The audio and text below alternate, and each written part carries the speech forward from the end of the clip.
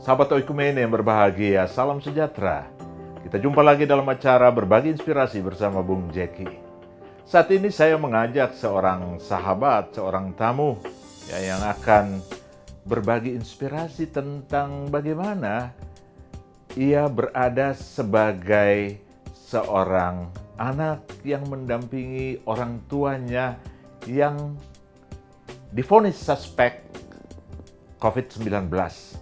Bagaimana sebagai keluarga, sebagai bagian dari keintiman keluarga harus menghadapi situasi seperti ini. Karena bagaimanapun juga kita tahu bahwa COVID-19 dan pandemi ini memaksa kita untuk beradaptasi dengan kebiasaan-kebiasaan baru, termasuk ketika sahabat atau orang dekat kita divonis terpapar COVID-19 atau suspek. Kita akan berbincang-bincang dengan sahabat dan tamu kita saat ini. Tapi sebelumnya saya ingatkan jangan lupa subscribe channel Yakomak PGI supaya kita bisa terus berbagi dalam kisah-kisah inspirasi. Bung Herman, ya, selamat datang. Ya, oke Bung, Bung terima Herman kasih. Lumban Turuan. Siap. Panggilnya lengkap Herman atau Bung Herman. Bung Herman ya? Lai Herman, boleh. Lai Herman, Bung Herman. Terima kasih sudah sempatkan waktu untuk hadir. Sama-sama, Bu. Ya. Saya menyatakan rasa duka cita ya, karena Bung Herman baru kehilangan orang yang sangat dikasihi ibu sekitar 2 bulan yang lalu. 2 bulan yang lalu. 2 bulan yang lalu dan divonis sebagai suspek COVID-19. Ya. Sebelumnya pasti Bung Herman dan keluarga juga ikuti ya perkembangan COVID dari awal terus. ya. Jadi ketika ibu divonis suspek sama dokter, memang sebelumnya ibu itu dalam kondisi kalau dicek darah dan juga dites paru-parunya itu, memang dokter sempat mengatakan baik-baik saja. Bahkan ketika ibu kami bawa ke IGD, dokter tersebut malah merekomendasikan untuk pulang. Ya, kami bersyukur karena ternyata baik-baik saja ibu. Tapi karena ibu sudah 2 minggu merasakan sakit di perut itu, ibu pengennya dirawat inap. Ya, kami sebagai keluarga kan mendukung, tuh Bung ya. Ketika sudah dirawat inap, 5 hari berjalan, perut ibu ini tidak ada kunjung membaik. Dokter pun sudah memeriksa dan tidak ada masalah juga. Tapi karena perut ibu ini tidak membaik, dadanya ibu ini jadi semakin sesak. Jadi sudah dibuatlah alat pernafasan, obat-obat, saya sudah nggak tahu lagi itu Bung, apa nama jenis itu obatnya. udah masuk dirawat di rumah sakit? Ya, sudah dirawat di rumah sakit itu Bung. Jadi 5 hari 5 hari dirawat inap, ibu cuma mengatakan, sakit saya apa ya Man ya? Kenapa nggak kunjung sembuh? Kenapa ya? Apakah, maaf kata Bung ya, apakah rumah sakit ini tidak bisa menyembuhkan? Jadi kami sekeluarga sempat ke saya sama paman saya telepon, apakah ibu dipindahkan saja ke rumah sakit lain? Tapi dengan pertimbangan dengan dokter yang merawat ibu, dibilang jangan gegabah karena kondisi ibu masih lemah. Ketika kita bawa ke rumah sakit lain, itu malah makin membahayakan karena COVID ini. Kita kan nggak tahu bagaimana situasi rumah sakit yang lain. Jadi keputusan kami sabar menunggu apa penyakitnya ibu. Berapa lama sampai disampaikan bahwa ibu suspek corona? Itu di hari ke-6-nya Pak. Bung. Jadi di hari ke-6-nya itu pas jam-jam maghrib, dokter jaga memanggil saya. Jadi dokter jaga itu menunjukkan hasil foto paru-paru ibu, dan di situ infeksi di paru-paru ibu itu sudah menyebar. Memang dokter tidak bisa langsung mengatakan itu COVID, tapi gejalanya seperti COVID. Jadi tindak lanjut setelah itu adalah ibu harus diisolasi. Saya shock Bung, benar shock. Tapi pikiran kami saat itu di keluarga adalah temukan dulu penyakit ibu ini apa. Jadi pikiran kami tahu apa yang harus kami lakukan. Tapi jadi saya memang sempat was-was untuk menginfokan ini ke ibu, bahwa ibu harus diisolasi. Jadi saya sampaikan ke ibu, Mak, dokter tadi bilang mama kena seperti COVID. Jadi mama harus diisolasi. Apa reaksi ibu saat itu? Ibu saat itu apa ya Pak Bung ya? Tenang, nggak ada panik karena memang yang seperti saya bilang tadi Bu, yang hanya ingin ditemukan itu apa penyakitnya. Jadi dokter tahu tindakannya, kita tahu apa tindakan kita juga. Jadi kami tenang, mama tenang. Saya kira pun rumah sakit ini bisa menyembuhkan mama gitu kan. Jadi ya di jam maghrib diinfokan, lalu di jam 10 malam lah mama dimasukkan ke ruang isolasi. Jadi saat itu saya sudah tidak bertatap mata, sudah tidak bisa ya berdekatan lah Bung ya, seperti itu. Tapi ketika mama dimasuk ke ruang isolasi itu seperti kok perasaan nggak enak gitu. Bung Herman, kita lanjut ke segmen berikutnya ya. Sahabat Inspirasi, gejala COVID terkadang membingungkan dan banyak orang mengalaminya. Ya, karena bukan saja terasa di dada orang batuk, tetapi juga terasa di perut ya, terkait dengan pencernaan. Dan kita mendengar banyak diagnosa bahwa itu juga telah berkembang pada pencernaan, bukan semata-mata pada wilayah pernafasan. Dibutuhkan memang kecermatan, dibutuhkan selalu untuk mengembangkan pemahaman pengetahuan kita terkait dengan ini sehingga kita bisa mengambil langkah yang mendukung perawatan. Ketenangan menjadi salah satu kunci ketika orang berada dalam situasi seperti itu untuk melihat tahap demi tahap dan mendukung proses pengobatan. Kita kembali dalam segmen berikutnya.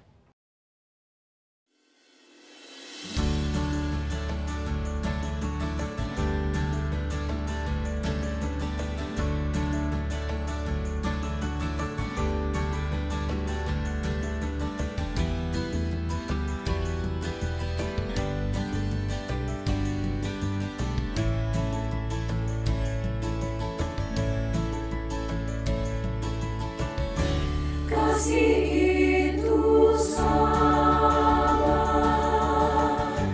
kasih itu murah hati, ia tak cemburu, tidak memegahkan diri dan sombong. Kasih itu sabar, kasih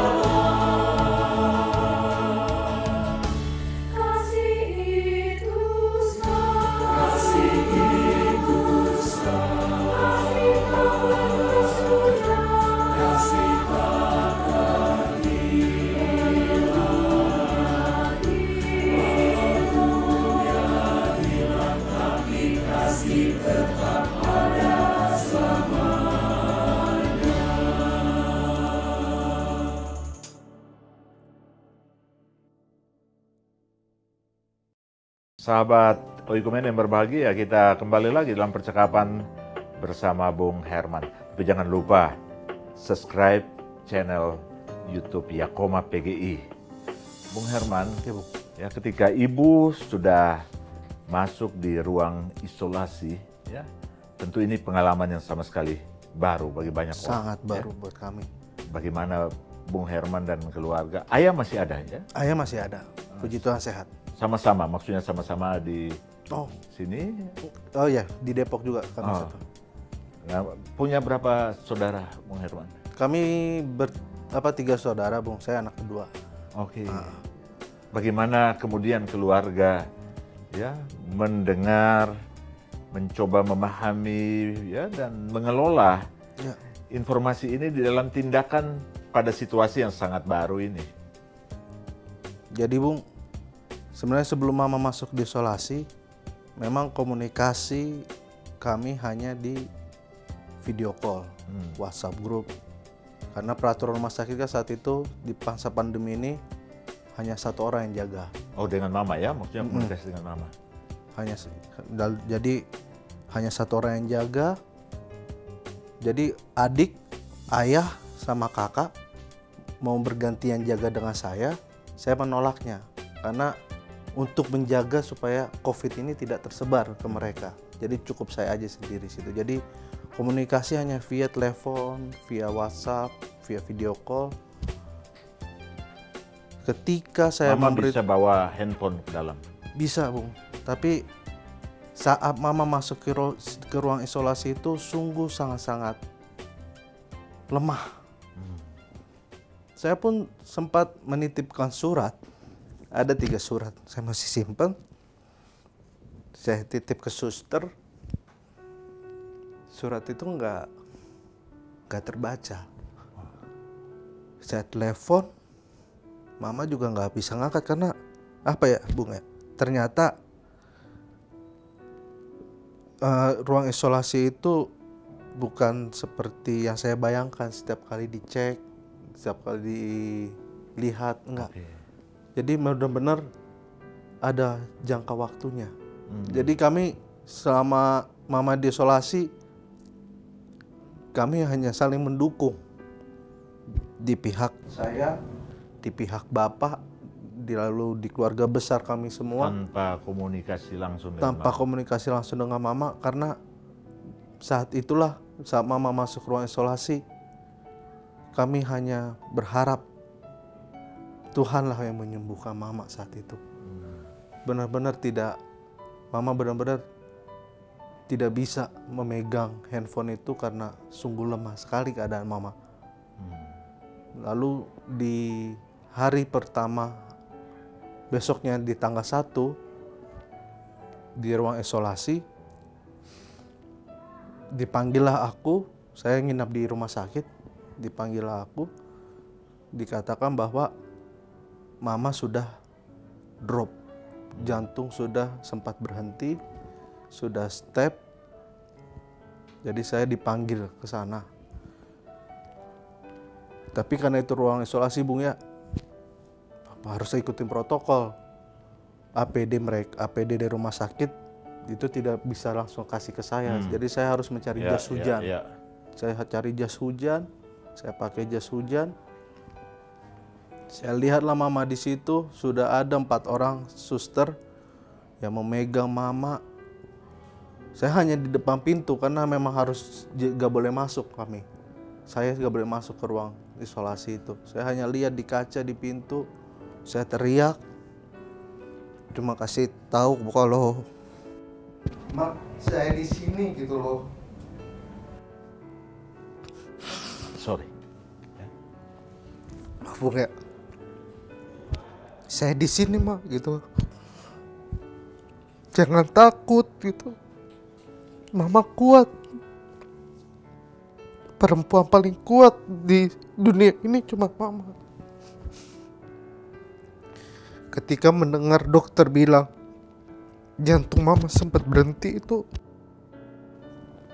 saya langsung telepon rumah. Ibarat kata pikiran saya ini udah bodo amat ya, Bung ya. Saya suruh bapak datang, saya suruh koko adik saya datang, supaya ada yang kuatkan saya juga, gitu loh. Ada yang kuatkan mama. Datanglah bapak sama koko.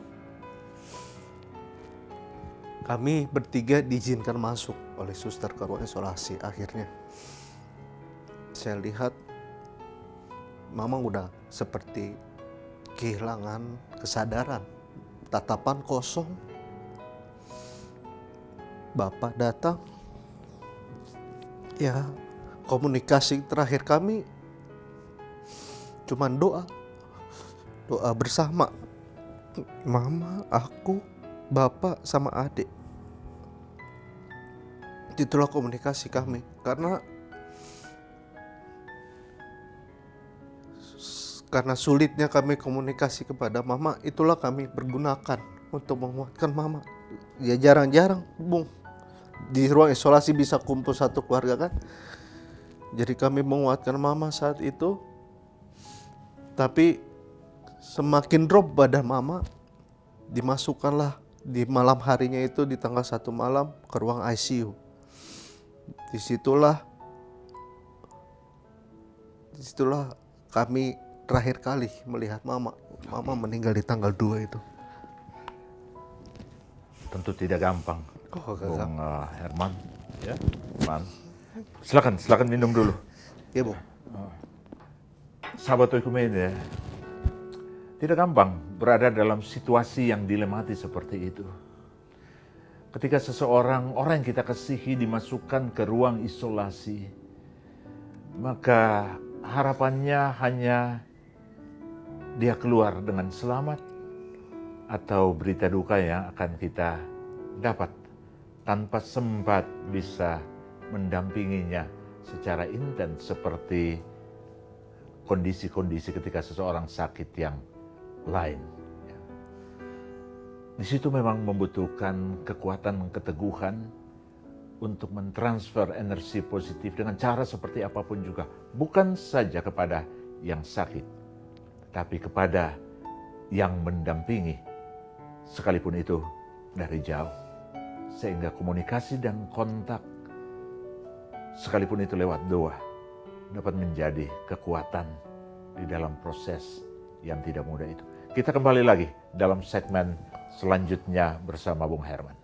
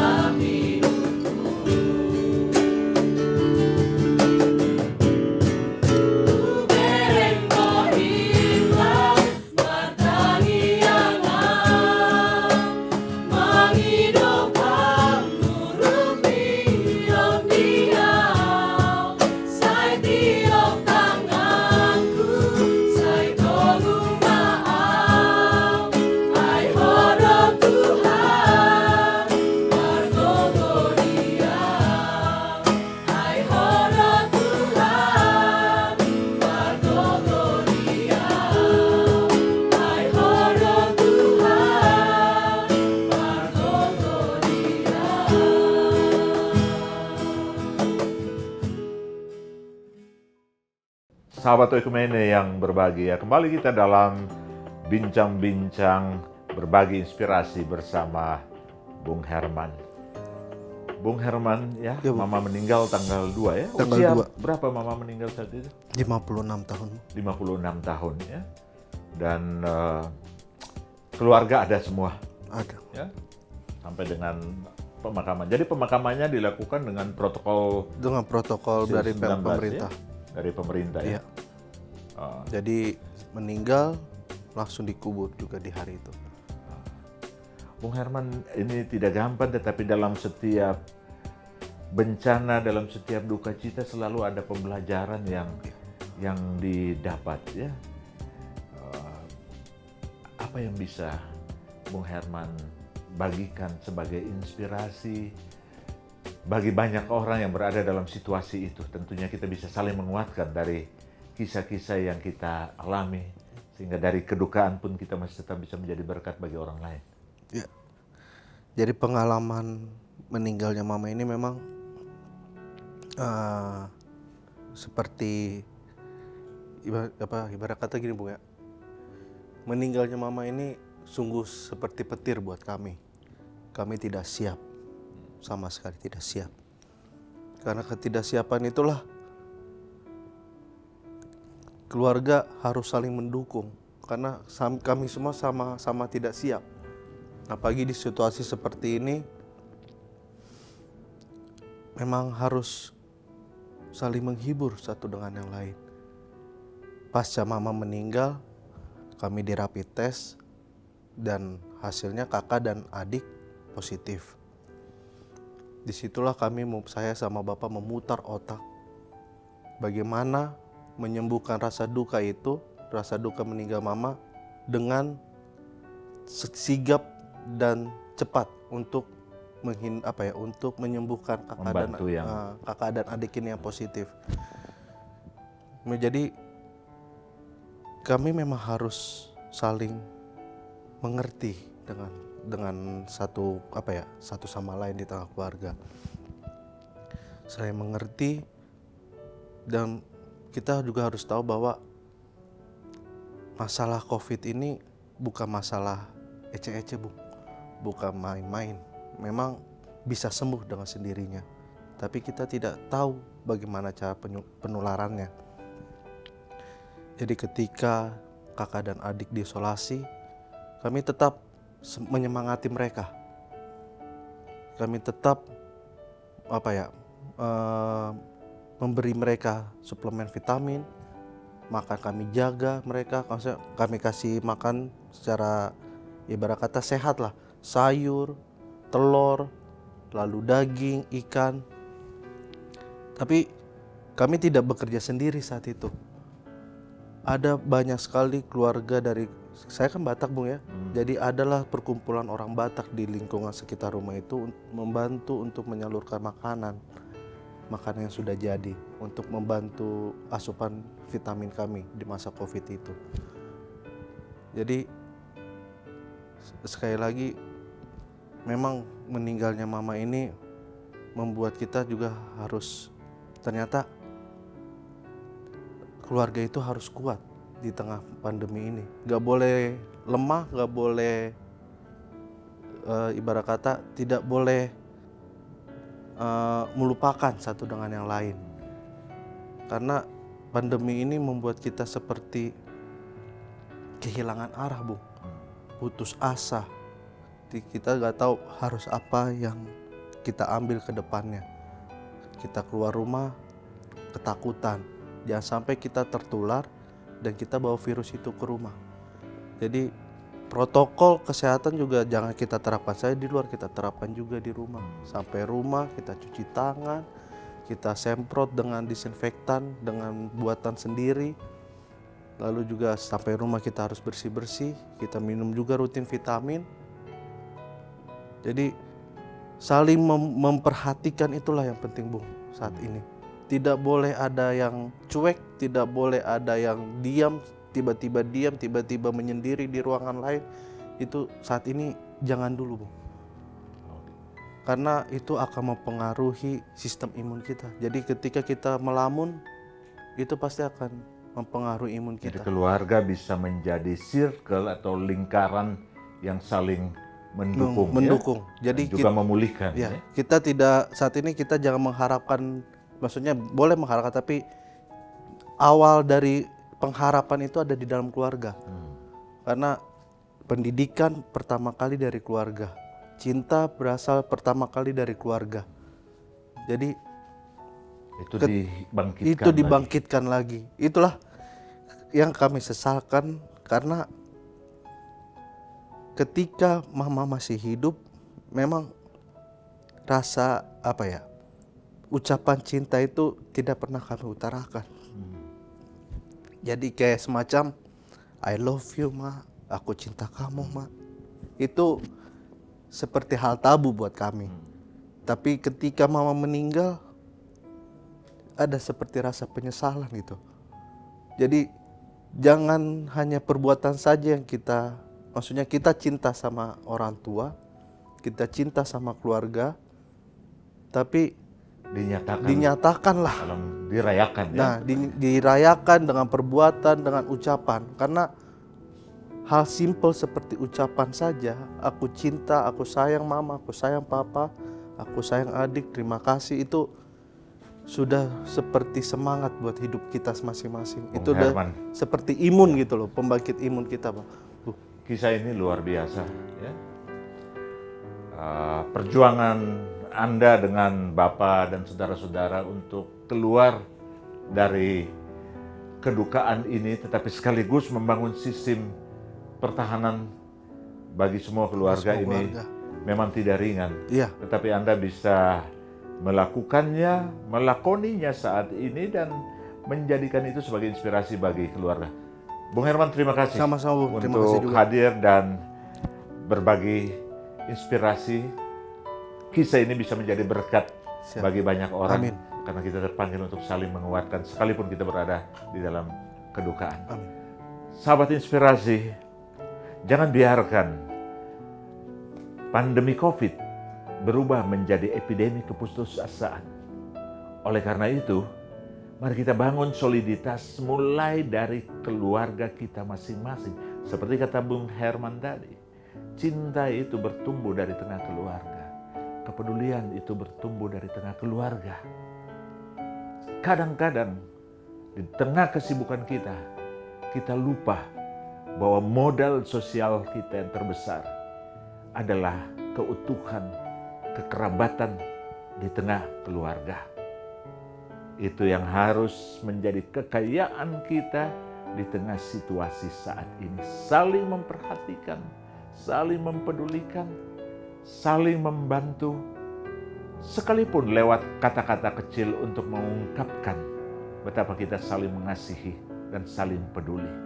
Hidup harus dirayakan dalam cinta, dan itu dimulai dari tengah keluarga, sehingga keluarga bisa menjadi supporting community, supporting family, keluarga yang mendukung, tetapi keluarga yang memulihkan. Tuhan menyertai kita, dan kita akan jumpa kembali dalam kisah inspirasi berikutnya. Shalom.